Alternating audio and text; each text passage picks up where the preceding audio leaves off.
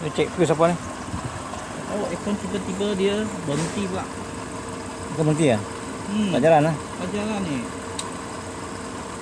Ni kunci wiring. Kita cek wiring ah.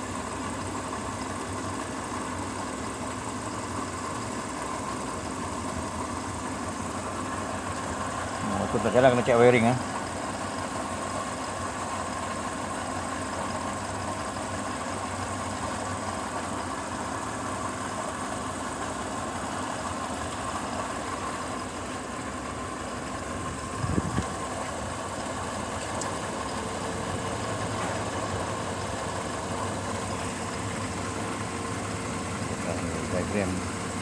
Diagram fuse wiring, diagram fuse wiring ni.